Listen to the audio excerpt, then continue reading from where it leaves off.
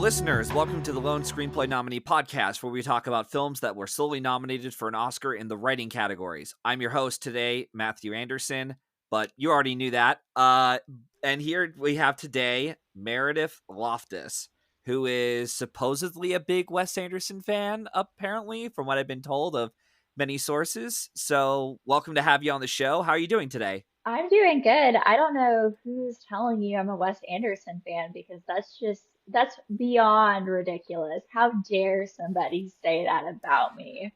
Yeah, that was just weird accusations flying around all over the place, especially with what's been going on the whole Oscar season we had. It's just like just ludicrous. But no, I have you here on the show. But before we get into the reasons why exactly, I have a couple questions to ask you, Meredith, for our audience. The first question I would like to ask is, would you care to explain to our audience exactly what it is you do for a living, so to speak? Sure. Hi everyone. I am Meredith. I am a digital producer over at Paramount, but most people on the internet know me through my freelance writing that I do for Collider and contributing to different awards prediction sites such as Next Best Picture and this award season, Offscreen Central. I am just, at the end of the day, I am just a fangirl. I love movies, I love TV shows, and I love any chance to get to talk about different movies that I enjoy. So that's me in a nutshell. Nice. Yeah. While I'm on here, I just want to give a shout out to Offscreen Central. Is that is that what you said? I want to give a shout out to everyone on there, including you, for the awards prediction this year. Well, just in general, especially I think it was Jillian who was on there who correctly predicted Cillian Murphy for the longest time, I believe. So I want to give a shout out to the entire Offscreen Offscreen Central. Yes, Okay, yeah, we went through a rebranding during award season. It used to be called Oscar Central, but we have combined with Jillian's site, and kudos to her. She called that from day one, hmm and in honor of Killian's win, we did momentarily change to Killian Central because nice. easy alliteration, we love it. Yeah, And yeah, the girlies were right about him. yeah. We'll get into our little film discussion here in a minute. We're probably going to date this episode immediately, but I gotta say I. I was very surprised and was very happy that I was proven wrong that they actually did give it, for once they gave it to the best performance and not go for like what's the showiest performance, what's like the most like performance that appeals to the old guard voters, like Eddie Redmayne in Theory of Everything or fucking Bohemian Rhapsody with Rami Malek. God, I don't ever want to be reminded of that again. But You anyways, know, Rami won me back over again when he showed up for his 2 minutes of screen time in Oppenheimer and completely destroyed Lewis Strauss, aka Robert Downey Jr., in yeah, a single scene. And it's no, one of the best things. There are many amazing moments in Oppenheimer, but yeah, that definitely was a high point moment. yeah. There's a lot of great things I admire, and was actually surprised that for once they actually used Rami Malek as a good casting choice. I'm like, okay, yeah, because I'm not really the biggest fan of you in other movies like Bohemian Rhapsody and No Time to Die. But wow, Nolan, I guess Nolan found a way to put him in. Or maybe it could be limited screen time. We don't know. So, but yeah, no. Congratulations to everyone on the team, especially Jillian out there. If you're listening, good job. Um, and then the other question I want to ask is typical question I always ask. It's always hard to figure out for oneself what is their like favorite film, so to speak. But I might as well ask a different question and just say, what's your favorite genre of film? You know, I've been thinking about this quite a bit because, you know, when anybody asks me what my favorite film is, it's like I have a top 10 list and they're not ranked. And then it's just easy to say that so it can get people off my back. But genre is so like all encompassing, and there are certain movies that I like that maybe I don't love the genre as a whole. But as I thought about this, I definitely gravitate towards heist movies. I am a Mm. sucker for a good heist movie. Like I will watch all the Ocean's movies. I will watch Now You See Me. Heck, I even love Molly's Game, which to me, it's not as Mm. much a heist movie, but it is about like this underground world of like private poker games and like Mhm. running games. It just is so fascinating to me. I'm also a huge fan of musicals, and I am the biggest advocate for the Mamma Mia cinematic universe. If Fast and Furious can have 10 movies, why can't Mamma Mia have 10 movies? That's all I'm saying. Yeah, aren't they by Universal as well? Exactly. There's no excuse. And Huh. Mamma Mia and The Dark Knight was the original Barbenheimer because they both released on the same day. Yeah, and even Mamma Put Mia got respect on yeah. Mamma Mia's name. I think even Mamma Mia even got like a Golden Globe nod that year for Meryl Streep. Although she didn't win that year, I don't think someone else beat her. I can't remember who on the top of my head, but anyways, but yeah, so yeah, heist movies are there. Some of them can be really fun.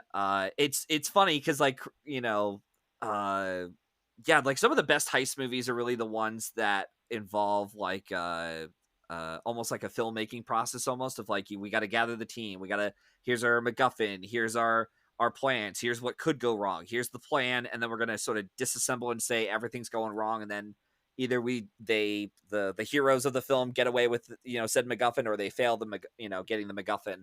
Um, but it's a really interesting. I wouldn't say that when I say this formulaic, I don't mean it in a bad way. In this case, I mean it more like in a clever way. Like so long as you have the right people behind it, the writers and the directors, you could actually get like a really good movie out of a heist film. And even Fast Five, as you said with the Fast and Furious films, is like that It's the one is a best heist. one. Yeah, it is the best one, and it's a heist movie, and it was able to reinvent itself and was able to get even like the most some of the snobby critics on their side to be like, wow, you're actually making an entertaining movie, and it's enjoyable, and it's not making them bored or want to fall asleep or leave the theater or whatever.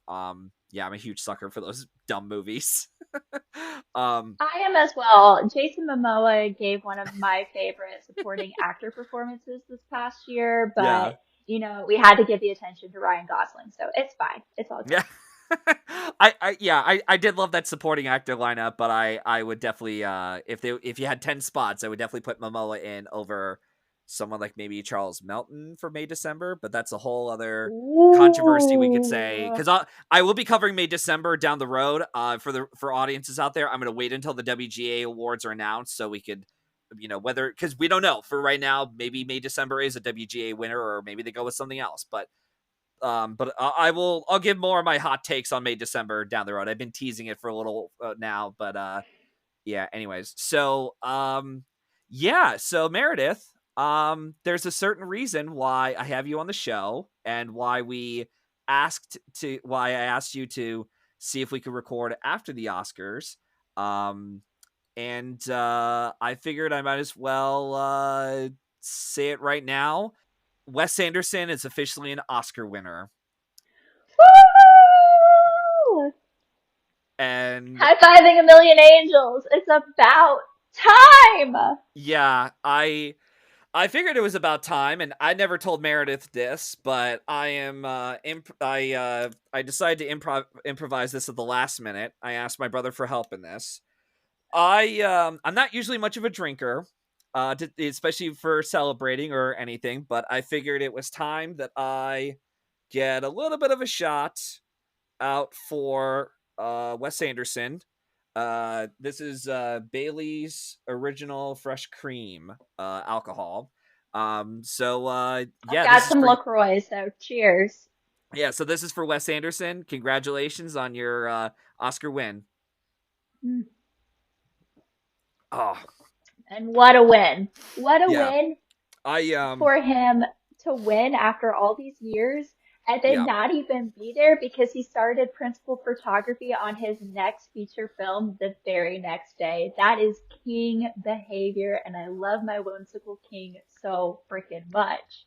Yeah. It was nice to uh I got to admit, I was a little bit worried that whole day on Sunday because I think I told you, I texted you a couple times. I'm like, I'm almost tempted to switch to red, white, and blue because I thought that would be the type of like short film winner to win. But then I was like, I learned my lesson a couple years ago. Never do last minute predictions unless you're 100%, like 1,000% sure. Like you'd almost lay your life down on the line. It's like, don't ever do that. So I stuck to my guns. I did pretty poorly on the Oscar predictions, which we could talk about after the show. Um, but I that was like the one prediction I did get right, and when he won, I was so happy, and I was, oh yeah, so yeah. But we'll get more into Wes Anderson himself in just a second because I got to do a little intro for the podcast. So, anyways, so everyone's thinking to themselves, well, you have Meredith on to talk about Wes Anderson. Why don't we get on to the movie? So we will. So today we're here to discuss his 2001 film, The Royal Tenenbaums, which is directed and co-written by Wes Anderson. This will be a beat-by-beat bulletin presentation like you hear on other channels, but we will be discussing major spoilers for our talk. If you haven't seen the film yet and want to hear our full thoughts on it, watch the film and then come back to hear us talk about it. So, yeah. So I'll just give a little production notes on the film. So here we go. After making Bottle Rocket and Rushmore, filmmaker Wes Anderson decided to reteam with Owen Wilson and Luke Wilson again to create this movie. Wes Anderson and Owen Wilson wrote the screenplay together, and Owen and Luke were co-starring in the film along with various actors in the film we'll get to in a minute. And the film is based off of it was inspired, I should say, on Louis Malle's various films such as Murmur of the Heart and The Fire Within, and a handful of other films I can't think of on the top of my head. But it was a fair amount. And they completed the script within 2 years. Gene Hackman was Wes Anderson's first choice for Royal Tenenbaum himself, but was reluctant to do it. And apparently, Gene Hackman had caused a bit of friction on set as a whole, especially with himself and Wes. So there's a whole lot of stories you can get into with that. So moving on with that. The film premiered at the New York Film Festival on October 5th, 2001, and opened in both New York and LA in December later that year. The Royal Tenenbaums made a worldwide total of $71.4 million on a budget of $21 million, making it Wes Anderson's most profitable film until The Grand Budapest Hotel. The Royal Tenenbaums did receive one Golden Globe Award, for at least one, for Gene Hackman in the comedy musical category, and was nominated at the American Cinema Editors Eddies Award for Comedy Musical, which is the Editors Guild, if anyone isn't aware, alongside getting a Critics' Choice nomination for Cast Ensemble, and got it got all three, I should say, nominations for a lone screenplay nod from the BAFTAs, the Writers Guild of America, and the Academy Awards for Original Screenplay. Wes Anderson would go on to get 2 more Oscar nods for animated feature for Fantastic Mr. Fox and The Isle of Dogs, alongside another lone screenplay nod for The Moonrise Kingdom, which we will be covering down the road eventually. And also got 3 additional nominations for The Grand Budapest Hotel for picture, director, and original screenplay. And as I said before, it wasn't until March 10th, 2024, that Wes Anderson finally won his Academy Award in live action short film for The Wonderful Story of Henry Sugar. As far as the logline of the film goes for this film, The Royal Tenenbaums, uh, the premise, it involves around an eccentric father, Royal Tenenbaum, comes back into the lives of his 3 kids that he had abandoned during their adolescent years and tries to reconcile with his mistakes of leaving them long ago alongside with his ex-wife. So that is the pretty much, yeah, that's the premise of the movie. I figured you're typically I would ask the guest if this was a rewatch or if they had gotten more out of it, but I just want to ask, what was your first discovery of Wes Anderson as a whole? Yeah, I actually alluded to it the other week because it happened to be the 10th anniversary of the Grand Budapest Hotel, which was my first Wes Anderson movie in a theater and one of my first Wes Anderson films, period. I had Hmm. seen Moonrise Kingdom with one of my friends, but I liked it, but I didn't really get it.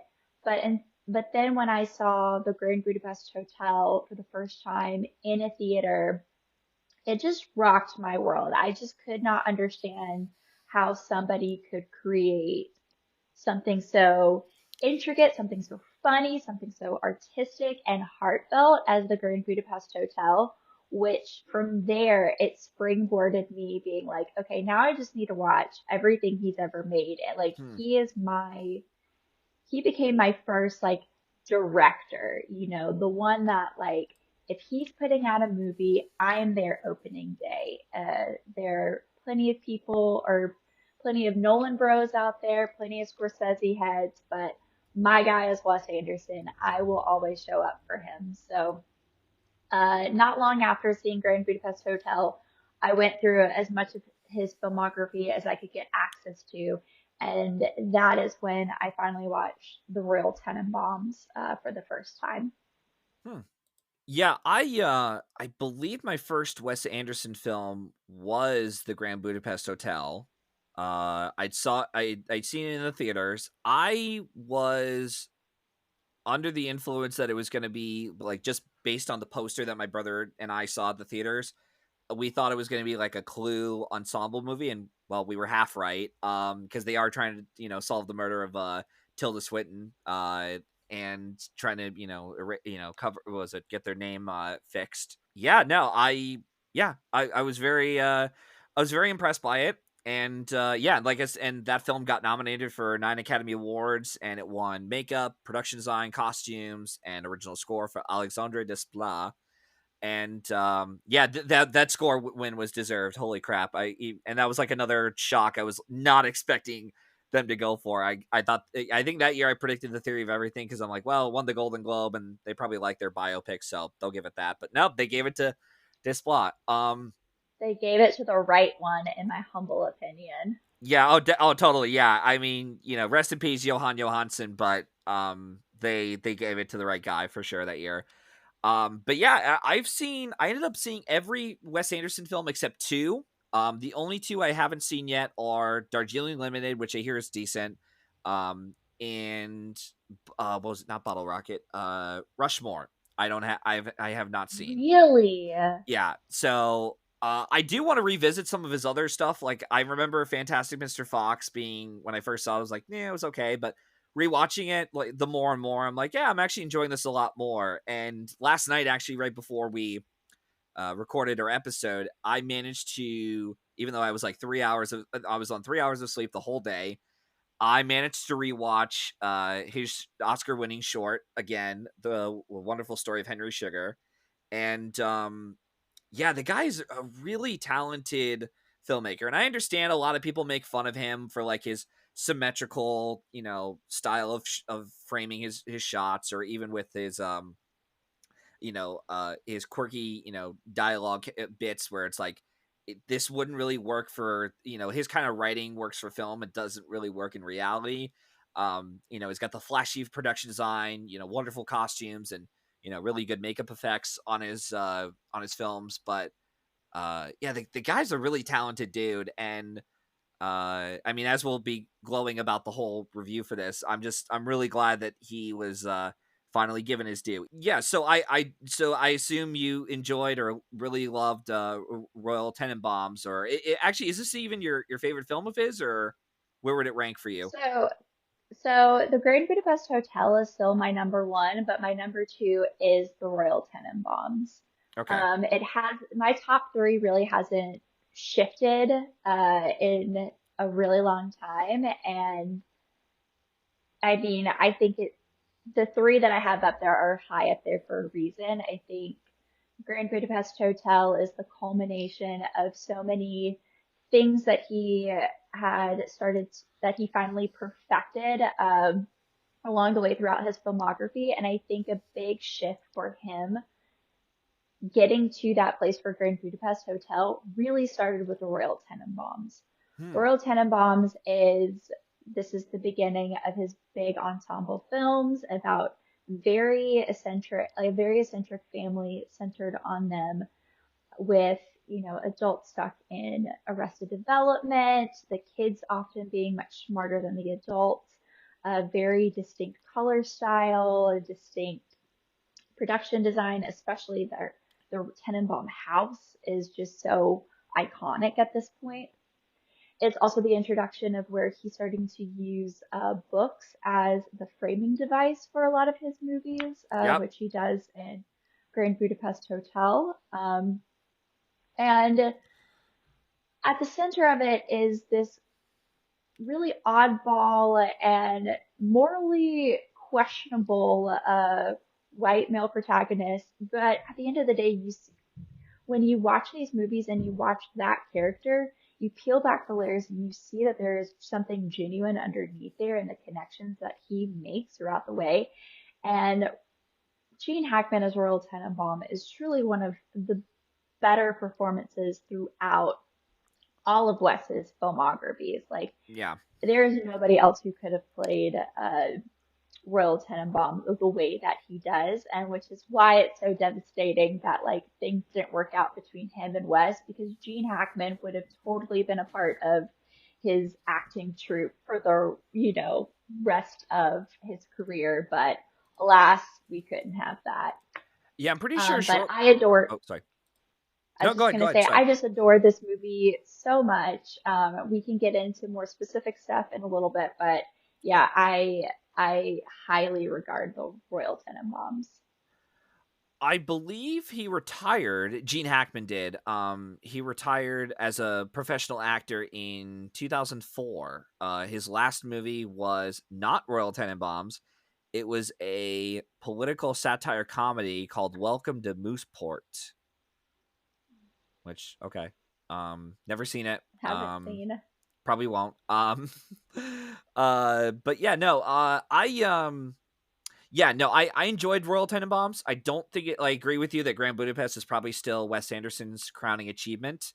Um, and the guy's able to do such a good job with his movies, and even though Asteroid City is probably on the lower end of his filmography for me, I still enjoyed enough of it. And I was I was glad I took the trip down the road to see his like little quirky story here. But no, Royal Tenenbaums is quite good, as you said pretty well, that it is the start and culminate, it's the starting point of where he would end up being now, where he's known for being these like, it's a quirky comedy. There's a lot of uh there's a huge ensemble involved with a lot of name actors, Oscar nominees, Oscar winners, and on top of that, you also mentioned too about the kids not talking the way that they would, they're talking like adults almost, and it's like, you know, um yeah, it's for some of these films. And yeah, and I you're either on board with the Wes Anderson film or you're not, because I've met some people who are just not the biggest fans of Wes Anderson. They just can't get into any of his movies. It's just too much for them. And they much prefer some of his older stuff, which I will say it was really strange watching this again, because I'd already seen it at least twice, because I watched it once on my own and then I showed my brother the film. And my third watch, I keep forgetting how strange it is that, again, I mentioned earlier, he's known for his, very symmetrical framing, with the cinematography. And it's weird that in terms of blocking and even the way the camera is framed, that he's not doing that as much. Like he's not, there's a couple of shots where it's like, symmetrical, as it is. But every once in a while, that'll come in every once in a while. But for the most part, it feels like an actual like movie. Like it still feels like a Wes Anderson film, but it feels like, oh, like he's not quite adapting to that style that he's known for doing for some of his later films. But you're right though. Gene Hackman is really good. Probably excuse me, not one of the better, but one of the best performances given in a Wes Anderson film. And yeah, I agree. It's quite good. I'd have to do a whole rewatch of his filmography to be like, what do I think is his, top two or top three? Maybe I'll try to do that in preparation for Moonrise Kingdom when I do that episode down the road. But yeah, overall, I like the movie, and I'm definitely glad I enjoyed it. So, what were some things for you that you really loved about Royal Tenenbaums in general? I think something that stands out from the gate is, which Wes Anderson is very good at utilizing, is his soundtracks. Oh yeah. Uh, in particular, the scene where Richie goes to meet Margot at the bus station and Nico's These Days starts playing in slow motion. It is one of the, it says so much in a scene without having any dialogue at all. And he is so, when he does soundtracks, which he has partnered with Alexander Desplat for many years now, and has utilized scores, but he's so good at curating a soundtrack, and that is a skill that most people just don't talk about. And so this is my one platform to say he's so good at it, and he's really good at it in the Royal Tenenbaums. I also think the costume design is so well done in the Royal Tenenbaums. When you talk about Margot's fur coat, Hmm. the jumpsuits, the red jumpsuits that, oh my gosh, what is his name? What is the other? Ben Stiller, Ben Stiller, yeah. Well, I'm looking up the Chaz, name. Yeah, Chas. Yeah, you're right. You Chaz. got it. So, Chaz and his sons are wearing these red tracksuits. So iconic, honestly. Hmm. Just the way, I mean, I could just sit here and gush all night, but off Yeah. the top of my head, starting off, like soundtrack, costume design, production design, even the wallpaper with it's red and it has the zebras on it. Um, it's just so many tiny little details. Even the tent in Richie's room that's just in the center of the room, it is so perfectly symmetrical. And obviously, like Wes will come to like perfect that model in later films, especially I would say in Moonrise Kingdom, but at least with tents and camping. But he already starts it off with Richie in that tiny little tent, and they're just like moments in Royal Tenenbaums that is always going to stick out. And then you move out from the technical stuff, you look at these characters. Hmm. This is the entire ensemble of the Tenenbaums are so unique and their own, and they're all in their own state of arrested development, where they haven't really been able to move on from their glory days when they were younger, and yet they're still trying to find ways to connect with each other in their own dysfunctional way. For instance, Royal is under the guise that he has cancer, and that is his doorway to try and reconnect with his kids and his estranged wife. Um, you have Richie, who quit tennis at the height of his career because his adopted sister Margot had married Bill Murray's character. Yeah. Margot lives a very secretive life, and you don't really know what's going on in her head, but you know that she basically is quite depressed and she is missing a finger. Hmm. Um, and then you come to find out that she's also hooking up with Eli Cash, who has been friends of the Tenenbaums for years.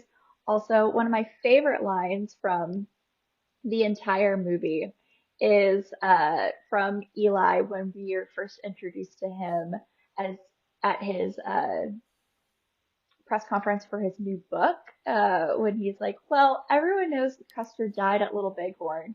What this book presupposes is maybe he did it."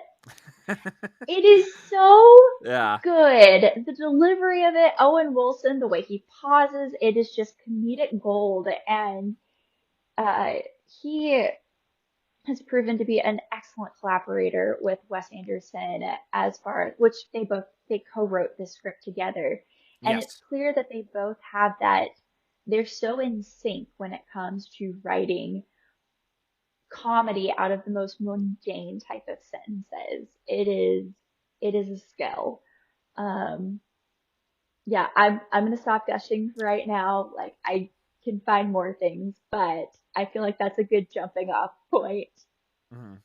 Yeah, no, I was gonna say we have all night. At least I do. I have all night to record, and we could gush more about Wes Anderson. I did want to bring up the. I'm not sure if you're aware of this, but David Wasco and Sandy Reynolds Wasco are the production designer and set decorator on the film, who I believe had worked on Pulp Fiction, and they got their first Academy Award and I believe nomination for La La Land. So Wow. it kind of makes sense as to like how good, like even Wes Anderson knew like these guys are really talented enough like from Pulp Fiction to be like, yeah, let's get them on here. I don't know what their other credits were together on films, but yeah, La La Land, yeah, they won their Oscar for that, and yeah, and he's really good with that. Music cues, I agree with you though. Like Wes Anderson does a really good job using music cues, both within the original score that he creates for the movie, and even some of the cues that he gets, like "Hey Jude." There's a cover of that at the beginning. "Christmas Time Is Here" is Mhm. used twice when Margaret feeling for her, wanting to go back into her family's arm, especially the arms, like the first time around when she discovers that their was it, I think it was Chas is back at the house, or no, it was Ben Mhm. Stiller's character. Yeah, it was Ben Stiller's character, Chas. He goes back to the house, and then there's all these other, even when they're at the ice cream parlor with Royal, and he addresses her as my daughter would like so and so ice cream. I can't remember what it was specifically, but it was like really nice subtle music cues. And you also mentioned too about how Royal Tenenbaum is trying to connect back to his family by doing so. He creates this whole fake, uh, condition that he has. And what I find interesting about it is that he's able to connect with the kids easier, well, at least with the grandkids, a lot easier because they're young and they can be gullible, because they're like, oh, okay, sure, we trust him. And the other kids as a whole, altogether, like Margaret and Chas, he doesn't connect with them as easily because he's not being honest with them. Like he does want to spend time with them, but he's not really being honest as to why he, or at least showing them like I'm willing to be here for you. And it isn't until it was I'm looking up the character's name. It isn't until Richie attempts to commit suicide that, and he, and he's, and it isn't until Royal is also kicked out of the house and gets a job as being a lobby boy, elevator, which I find funny because it's also used in Grand Budapest Hotel. Didn't realize that until just now. Um, and Love he, when those things happen. yeah, and it's cool. Yeah, like Paul Thomas Anderson does that too with like some of his stuff from like the San Fernando Valley and creating that into like from Boogie Nights over to Licorice Pizza. Um, but but yeah, no, but yeah, and I like that whole element of once Richie attempts to commit suicide, and Royal has to realize like, okay, I really got to be honest with these guys, and actually does genuinely care for the kids, and shows that, and even his ex-wife by officializing the divorce with her and saying, I'm going to cut all ties with you, and we're actually going to get divorced this time, and you and Henry can get married together, like it seemed like you guys wanted to. And yeah, it does a really good job with the writing, and I like that progression that it goes over in the course of the film throughout. I did really like the Bill Murray character a fair amount. One of them was because I find it funny that Wes and Owen wrote essentially he was being cucked by his wife. I just find that really funny that he used that in his movie. I'm like, wow, okay, I rarely see that nowadays in films, and they, so I thought that was funny. And the other one was when he's testing the boy. I think it was name is Dudley. I think it was. Uh, Hmm. yeah, Dudley. Yeah, Dudley. And then he writes the book on Dudley's world, and that whole tour was hilarious. But it was even funnier when he was, being like, "Yeah, good job, good job." He's writing all these notes, and he's given like this, analysis of like Dudley also has super hearing that he could hear from miles away, and Dudley's in like the far end of the other room, and he's like, after he read off all these like colorblind, hearing distance, and he's like, "I'm not colorblind, am I? I'm afraid you are." And just like the deadpan delivery of it really works, and that's really what makes Wes Anderson work a lot better than other like gimmicky like Wes Anderson types, is that deadpan delivery, and even just his choice of words works exceptionally well, because you see a lot of people who try to mimic Wes Anderson style, whether it's the visuals or the deadpan stuff, but it never really works because of their choice of words they're using, and obviously the actor choices they're using as well.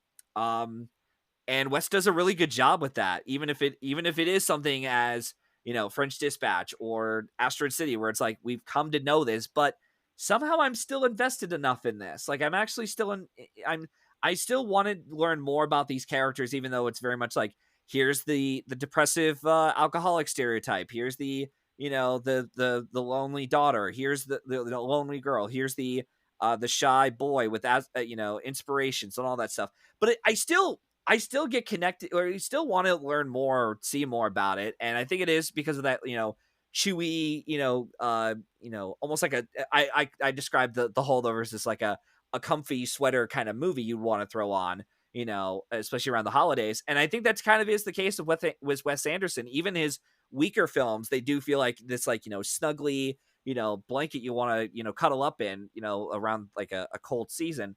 And he does such a good job with it, though. And this one here is no exception. I think the key to Wes Anderson, whether you buy into his style or not, is getting on board with the rhythm of his Yeah. scripts. Like each of his scripts and the dialogue, there is a rhythm and a cadence to it. And especially the later films, there has like such a quicker type of pace because he's very inspired by like treating stuff like as a play and not necessarily lingering too long on certain stuff.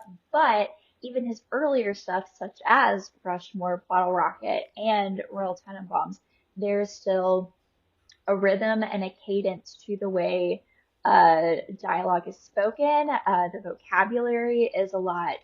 He he doesn't dumb things down for his audience. He is, you know, he's treating them like they are smart enough to handle whatever words are being thrown out, especially since a lot of his characters tend to be more upper elite, and they put on a big front like that they are bigger, smarter than what they actually are.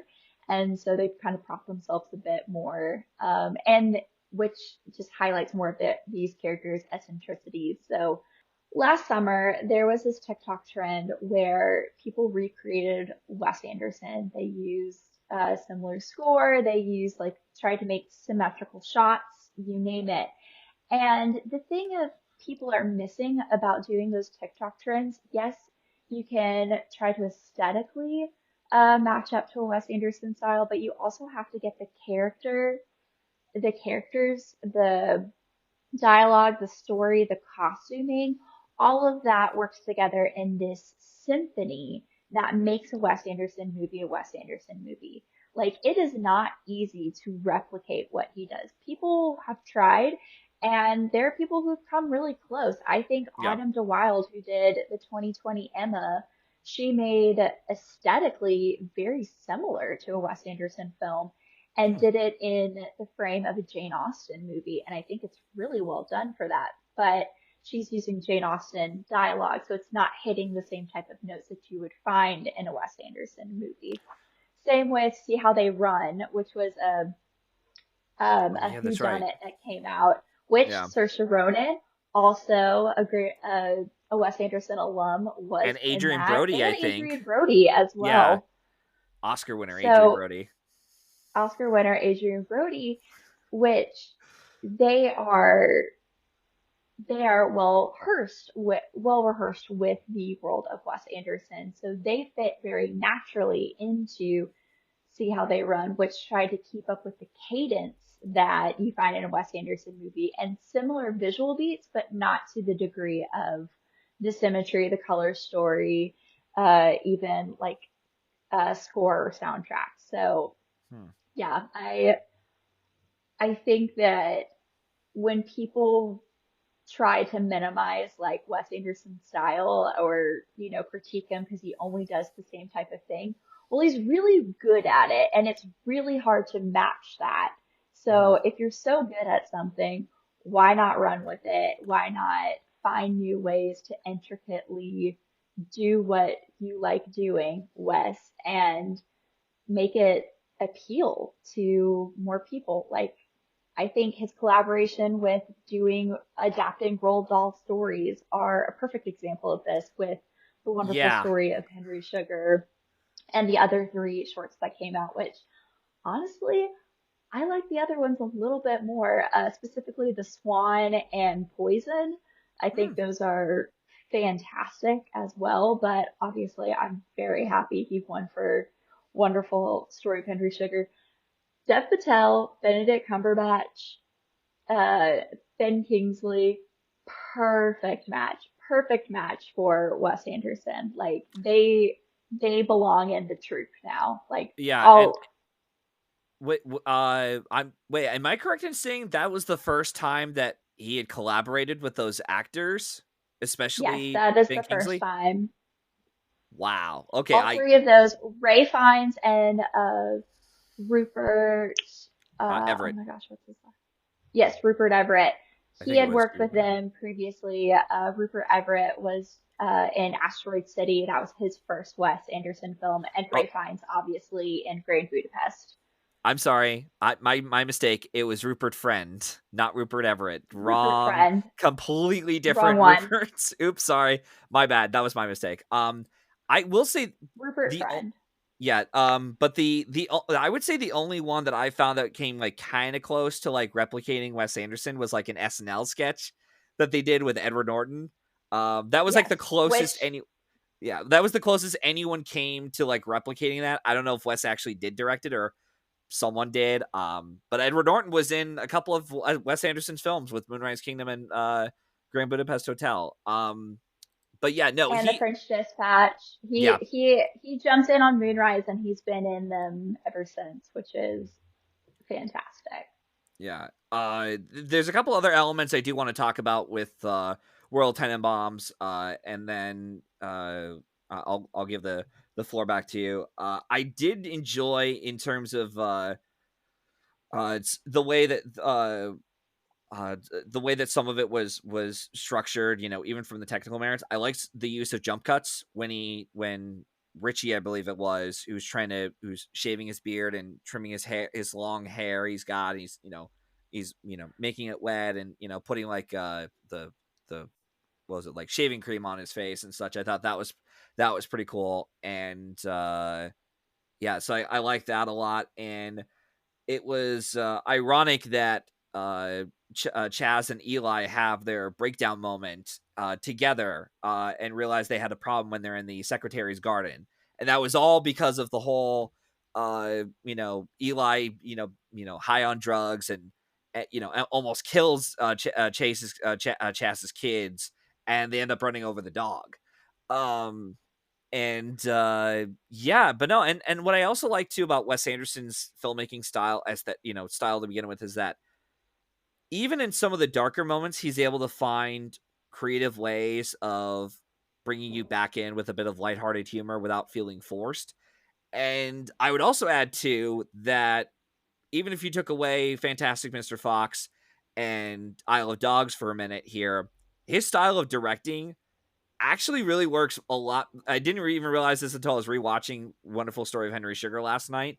But his style of directing works a lot for kids' movies because because of the way that he presents it. It's all very lighthearted. It's not really. I wouldn't necessarily call them fluffy movies because they're not. But at the same time, they on the surface level they may feel like oh, this is a kids movie like Grand Budapest Hotel. If you didn't know about the nudity, with Ray Fiennes having sex with the older women or them saying fuck or shit or any other languages in that, you wouldn't even know, oh, it's supposed to be it's made for adults. And they even throw a cat out the window with Willem Dafoe, throws out Jeff Goldblum's cat out the window. And yeah, so things like that where it's like, oh, okay, I again, every once in a while you keep forgetting it's like, oh yeah, it's a rated R movie. But yeah, he does a really good job with it. And again, there's a reason why he's just so good at it. And even you brought up too about Wes Anderson. He is very much like, here is sort of like um tricks, his bag of tricks in the box, so to speak. And he keeps reusing those tricks over and over again. But every like major director has that. Scorsese has that. Christopher Nolan has that. Even Quentin Tarantino, which I also have my issues and quibbles with him, and especially with Nolan, for God's sakes. Um, but yeah, but no, but he has like a lot of again, he knows how to do it really well, even in some of his weaker elements of the film that he's done. But I did enjoy, out of the actors in the film as a whole, I did like was it Danny Glover in the film? I thought he was Danny quite good in the Glover. film, and I'm not usually the biggest Ben Stiller fan in the world, but I actually thought he did a good job in the movie. And he fits within that world of Wes Anderson, and I'm surprised they haven't worked together on more movies. I know. I'm so devastated that not only has he not worked with Ben Stiller since this movie, he hasn't worked with Luke Wilson since this movie. And I Yeah. think Luke Wilson is one of his best collaborators. Well, him and Owen, and clearly they all met at college and their lives were forever changed from that. I just want to say, like, I agree with you. I think Ben Stiller gives an excellent performance in this, and this was right around the time that like Zoolander had come out. Yep. So he was in the height of like a lot of like his comedic movies taking off, but then he's also making something not just comedic, but also is very dark and grounded as well. And his character is the neurotic one that isn't really like going for jokes because he is so gripped by his grief and depression and just fear of losing more from his life. Um, but I think one of my favorite performances that we've kind of alluded to is Luke Wilson as Richie, and Yeah. particularly that scene when he is shaving all of the hair off of his head before he slits his wrist and tries to commit suicide. And this is after finding out the truth about Margot's kind of like secret life after a private investigator has uh, dug into her past and even her present. And it's just a really somber scene. And I think this is some of Luke Wilson's best, honestly. Like he really carries like this grief with him and he is communicating so much without saying a word. And it's not like kitschy or contrived or anything. It is just really raw and just devastating to watch him just like hit this point because of the three, of the three Tenenbaum kids, he was the one that seemed the most normal of the bunch. Like he quit Yeah. tennis, but you weren't really sure why. And you had Chaz, who was just like completely neurotic. You have Margot, who's like depressed and just aloof and just she just seemed completely out of it and bored all the time. But Richie was the first one to well, he kept in contact with Royal compared to everybody else, and he is the one who tried to bridge that gap a bit more than anybody. But then to see him hit that breaking point and he be the one to break down first, that way was just, it added an extra gut punch to kind of the tragedy that they were all facing, that they just weren't willing to deal with the traumas of their life. And for him, this heartbreak that he has loved Margot for all of these years and him believing he could never really be with her and finding out that one of his best friends, Eli, was sleeping with her, just like really just added salt to the wound there. And yeah, I know we haven't talked about this of like other categories that should have been nominated Yeah, for Royal we'll Tenenbaums, get but yeah, we'll get to that section at the end. Don't worry, I won't forget. Yeah. that's like my playful tease of, yeah, I think Luke Wilson deserves a lot more credit than what he gives in this. And I'd even say this, I think Gwyneth Paltrow deserved the Oscar for this than she did for Shakespeare in Love because this is some of her best acting to date. Yeah. She should work with Wes Anderson again, is what I'm saying. She's so good in this, and I'm tired of people not taking her seriously when she was able to do aloof dream girl so perfectly in a Wes Anderson film. It is so hard to manage that, and for someone who has an actress who has had a reputation throughout her career of not really being taken seriously, this is the movie that I always point back to of like, no, she deserves to be taken seriously if she works with the right people. Yeah, and not the wrong people like Harvey Weinstein, and we know why Correct. she won and we all know why she won the Oscar for Shakespeare in Love. Even though I'm going to be honest with you, I haven't seen it yet, but I will down the road because I do want to finish all the Best Picture winners. But at the same time, I'm like, yeah, we know why you won this. Come on. I do like Shakespeare in Love just because, like, we talked about genres earlier. I'm a sucker for a good period drama. So anything in England, whether it's the 1500s, 1700s, give me British aristocracy. I am there for it. And I'm also a Jane Austen fan. So period pieces like that, Pride and Prejudice, and Sensibility, Hmm. all of that. And Gwyneth, she is uh, clearly in Shakespeare obviously, but Elizabethan England during that time, and she's not bad in it, but it's not award winning, I guess.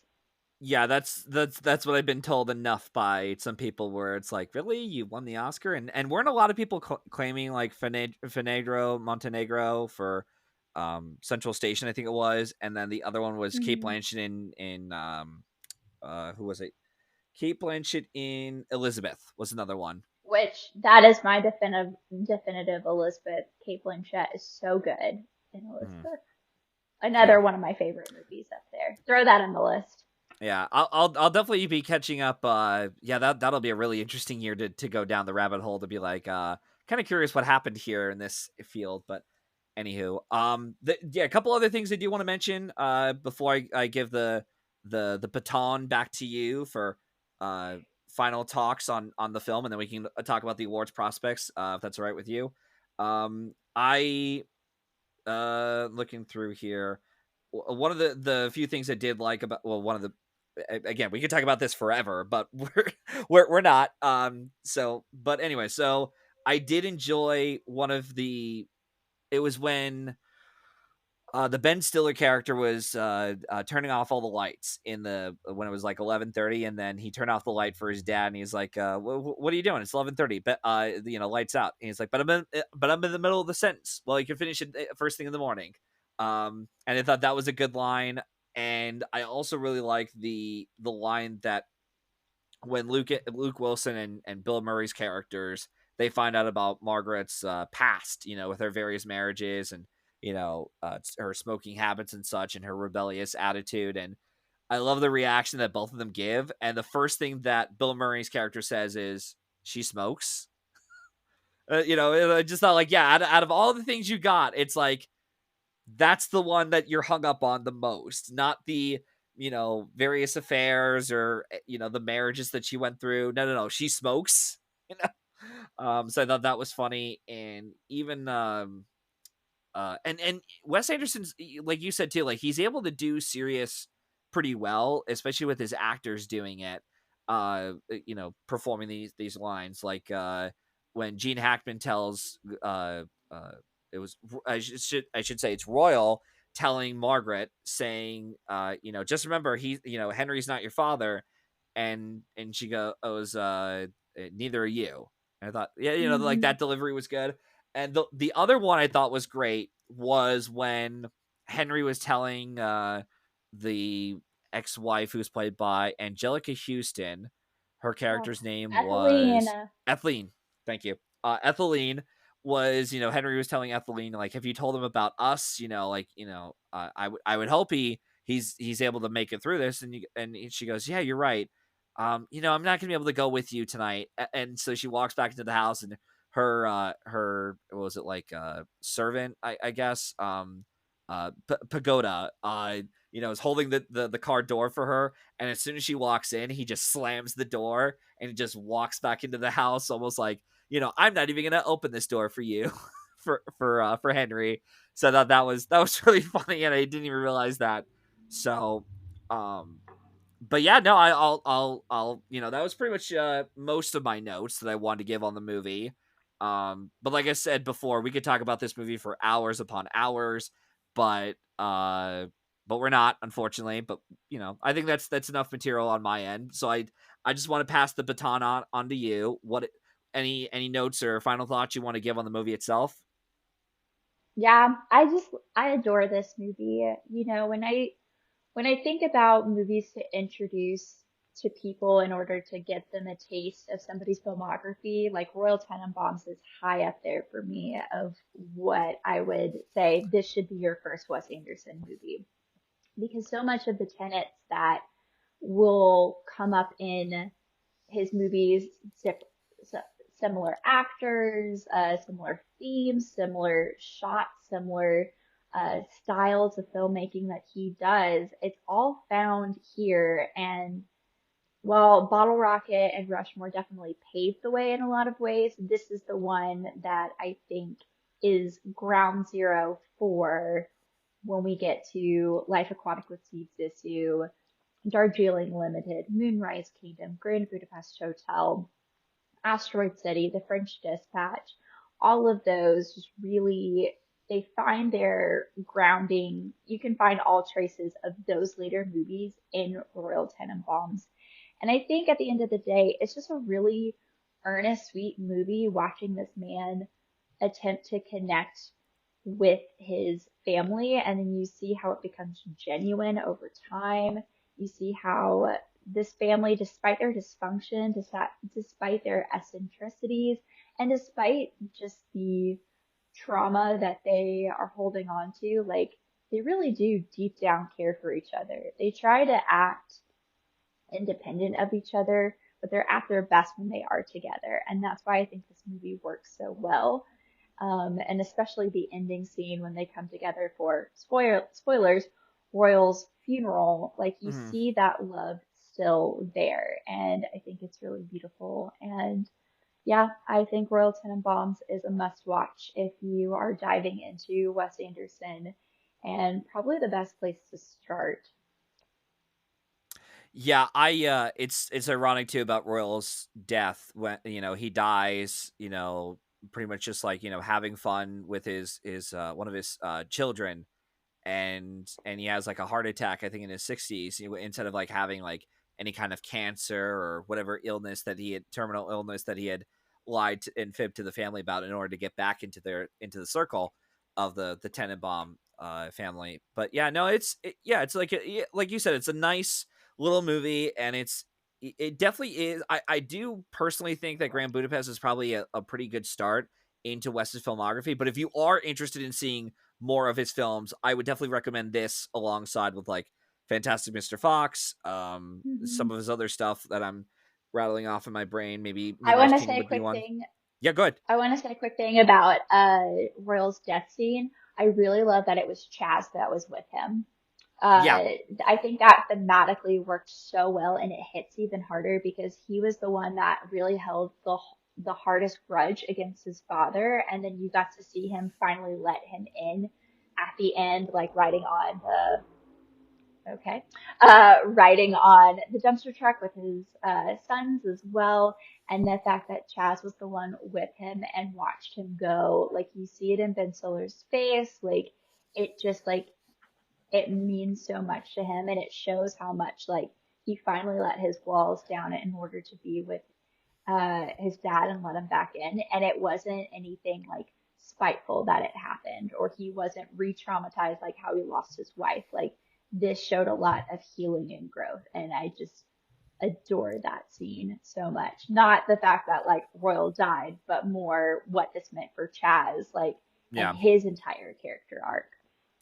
Am I correct in saying their first dog that Chaz got with the boys was from his wife? Yes.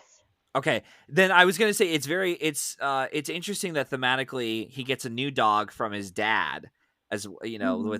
the Dalmatian dog. Yeah, that's interesting. But yeah, no, you're right though. Yeah, chat. Yeah, that's a good writer's note. To add that in, because he is the one with the most grudge, especially with in a game of what was it, BB darts. They're fighting the BB darts Yes. with each Ah, the other, BB. and the fact that Gene his the dad betrays him. He says, I thought we were on teams. There are no teams. And he just shoots him with the BB gun, and it's lodged into his hand. I wonder if he ever did get it out after his dad's death, or he just kept it in there in his hand. I I feel like he kept it in there just for the memory of him. Yeah. But yeah, no, but overall though, I enjoy the movie. I think it's quite good, and definitely one of his better movies for sure. And a plethora of films he's done that has been pretty good from what I remember. But like I said, if I ever do the Moonrise Kingdom episode down the road, hopefully it won't be so soon. But when I do, I will make an attempt to revisit all of his movies because I haven't seen Isle of Dogs since theaters. I haven't seen Asteroid City since theaters. Same goes with French Dispatch, and I haven't seen Moonrise Kingdom in a long time. Like maybe close to And like you haven't seen 5-10 years. Rushmore.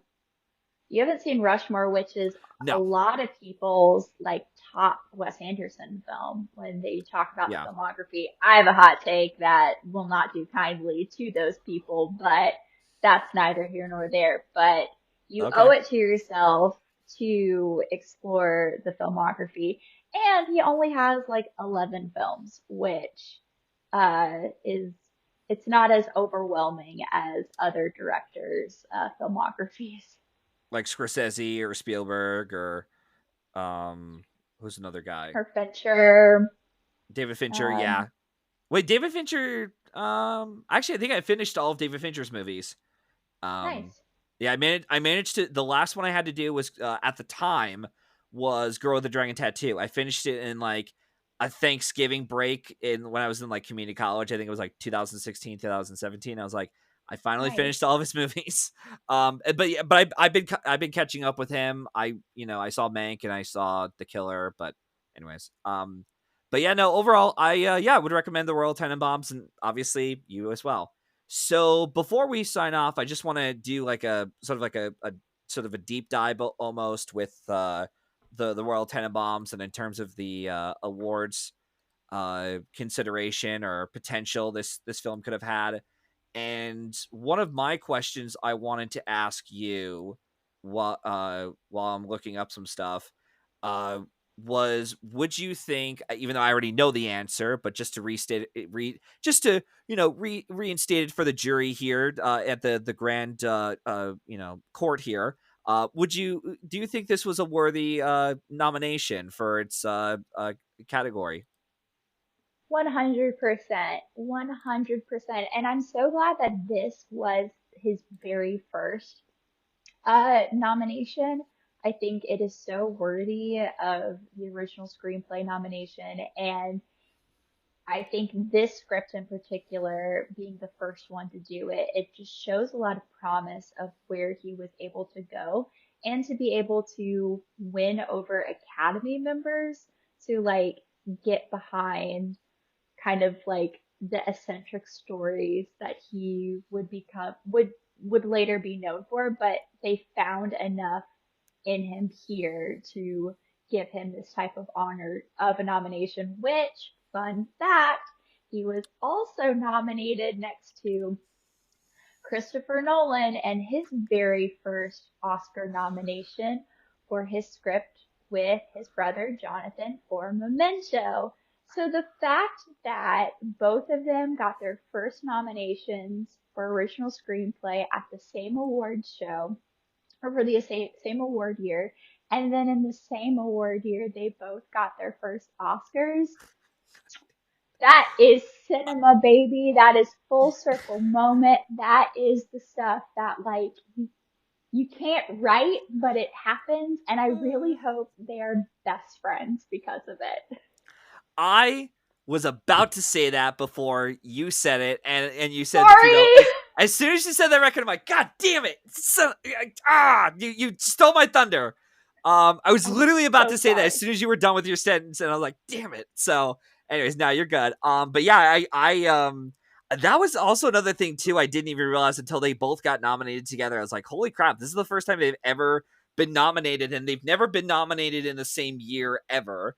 Or if they ever did, I think the closest was like Grand Budapest Hotel, but Interstellar only got tech categories. Yep. Um, and then like Moonrise Kingdom got in for the lone screenplay nod, but The Dark Knight Rises got nothing. Things like that. Whereas like Hmm. it was so strange. Um, but you're right though. Yeah, like both of them. I'm so happy that like I have my qualms with Christopher Nolan as a whole, but I'm so happy that he finally won his Oscar.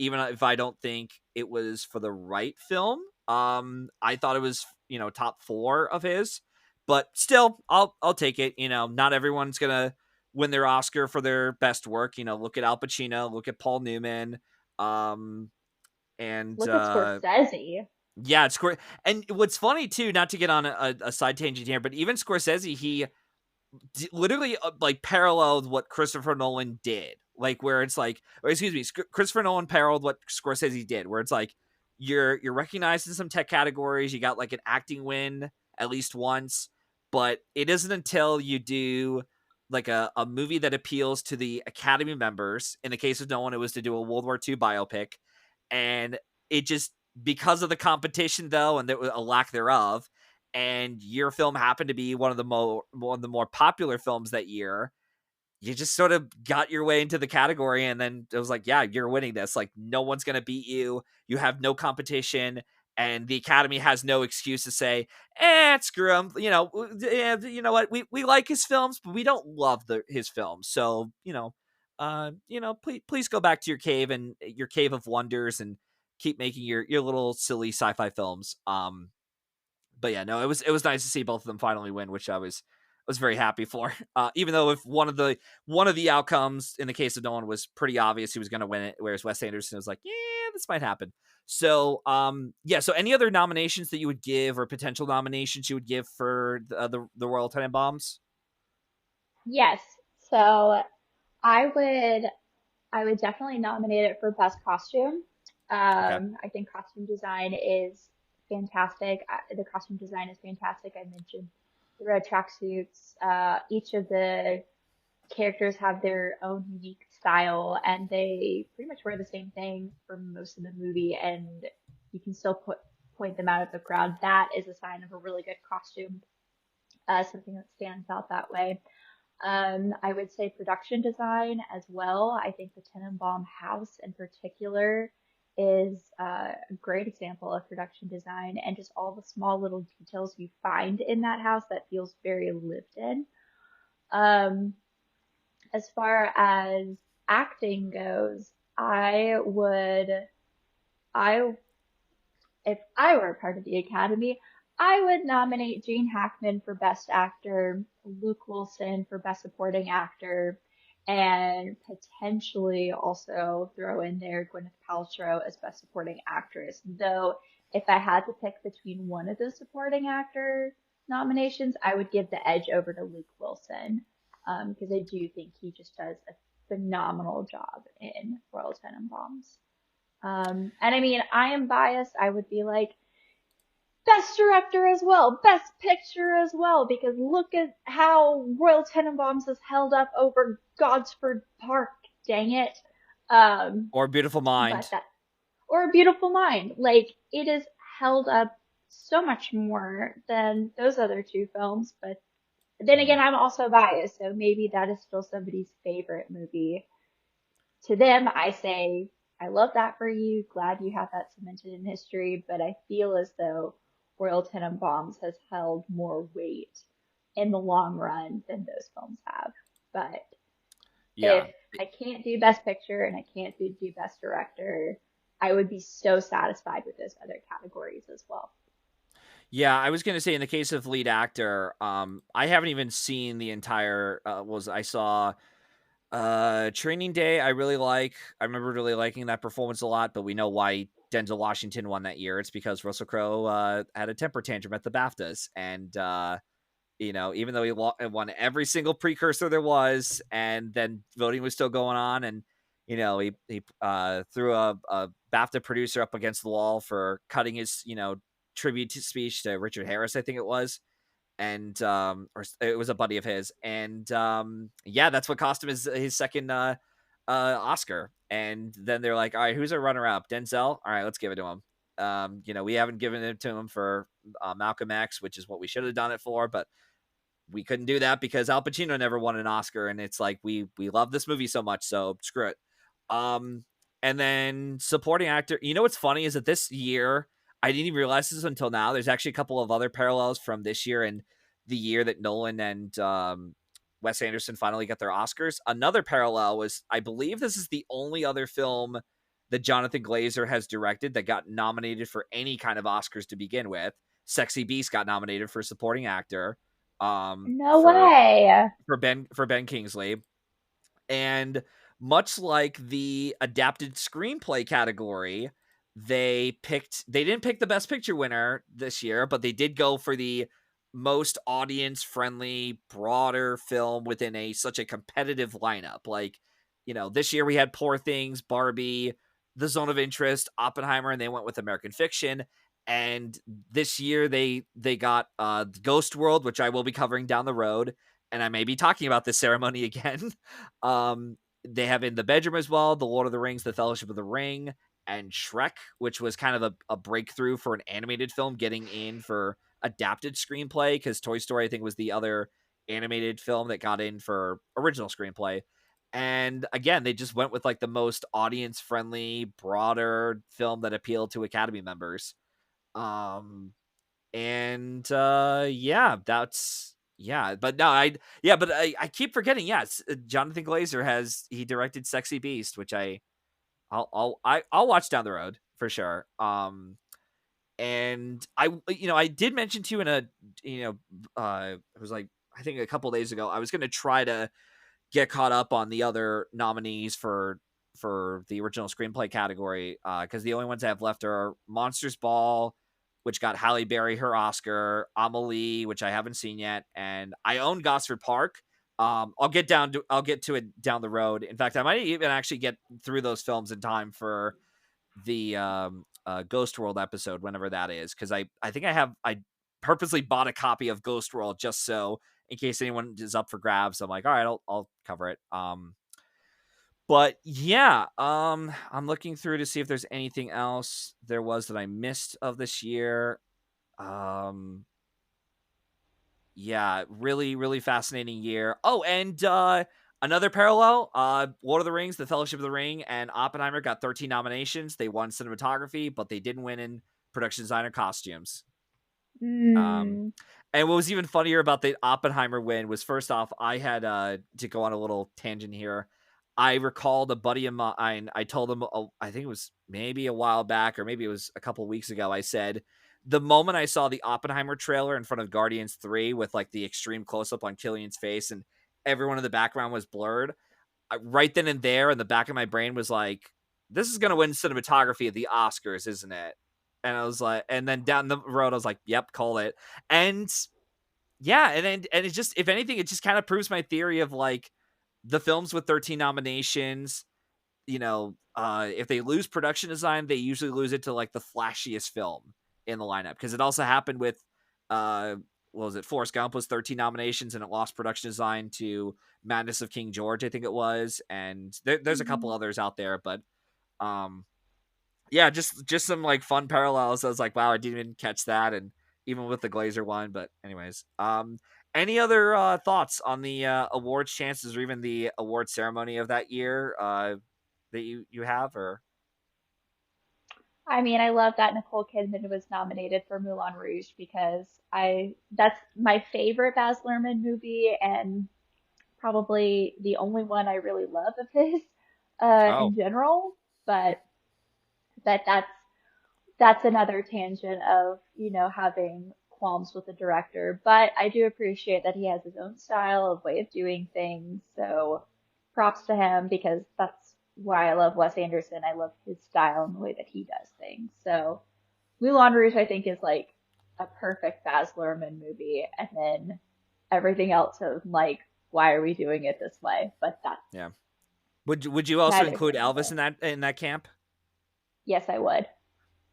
Thank you very, very Priscilla much. is my Priscilla is my preferred Elvis movie. Yep. Jacob Elordi is my preferred Elvis. And so, but Yeah. Sofia Coppola deserved more this year. In regards to that, actually, A24, if you're listening, you should have done better with Priscilla, and you definitely should have waited for the Iron Claw for next year because Zac Efron could have been nominated for an Oscar. Dang it! Yeah, I was so heartbroken about Kaylee Spaney missing for Priscilla, because oh my god, I was She's so so angry. good. I was like, yeah, she was so good. Even when I saw that in Hawaii with like, I was still jet lagged, even 24 hours after I did like a 10-hour flight. And I said, screw it, I'm going to walk over to the theater. I walked like 40 minutes over to a nearby theater to see Priscilla, walked out of it, and I said, if this woman, Kaylee Spaney, does not get an Oscar nomination for this, I will be furious. And the fact that they got Annette Bening for Naiad over Don't even get her, me started on like, that.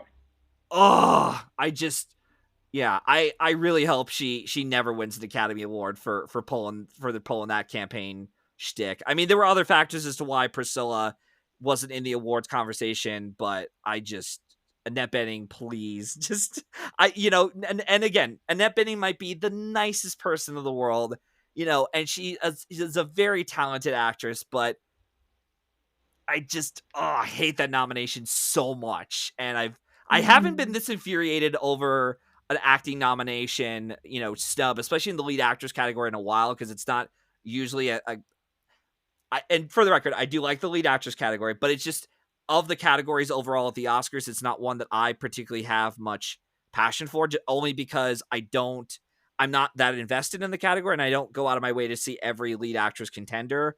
I do it with some of the tech categories like cinematography, editing, director, even in the writing categories. But yeah, no, I was just, I'm so angry. I can't believe it. So, anyways. Yeah, enough about that. But yeah, before I close the show on this for today, you said you didn't have any other final thoughts or anything else you want to say? I mean, my final thought is I love any excuse to talk about Wes Anderson in great detail because he is my favorite director. I love the fact that he is now an Oscar winner. He is an Oscar Yes. winning director, not an Oscar, not a director. He did win the Oscar for Best Directing, though he is long overdue for that. But he is a winner, and I'm so proud of him. And I'm so ticked off that the Academy snubbed Asteroid City, especially in production design. And Yeah. Asteroid City, I know you're not as high on it. I do love Asteroid City. It's one of my favorite movies of the past year. I felt like I connected more with Asteroid City than I did the French Dispatch in particular, and especially the framing device that he used with Asteroid City. And you want to talk about great Margot Robbie performances? Her Oh scene in yeah, I forgot Asteroid about City that. really Yeah. like ties the whole thing together in this beautiful way. And I watched. Okay, this is a tiny tangent, but I swear Yeah, it makes good. sense. I watched Margot Robbie's 73 Questions interview for Vogue, and in it, she was asked who's a director you'd love to work with, and she said Wes Anderson. And here she is now. She has worked with Wes Anderson and had the summer of all summers between being in Asteroid City, even for just one scene, and then being Barbie, which is like what it and then she was a producer on Saltburn. Like she had such an incredible year, honestly, and I'm very excited for her. But I'm more excited for Wes and what is coming for him. And I hope that the Academy in the future, now that they have awarded him, they're able to show him some more nomination love with his future films, including the one that he is filming right now. Yeah, I think I have a reason why it took Wes Anderson so long to win the Oscar, but I'll share it with you off screen a bit. But yeah, because it's like we're almost like an hour and a half into the show, and usually my shows are like an hour 10 minutes long. But anyways, but yeah, no, but like I said, as I said countless times, we could talk about Wes Anderson forever. Like we could do a whole 2-3 hour podcast. We're not going to, unfortunately. So I will wrap it up for this episode. And I just want to say, Meredith, thank you so much for dedicating your time to be here on the show and talk about one of your favorite filmmakers, Wes Anderson. Before we sign off, though, is there anything you'd like to plug in on where our listeners can follow you along?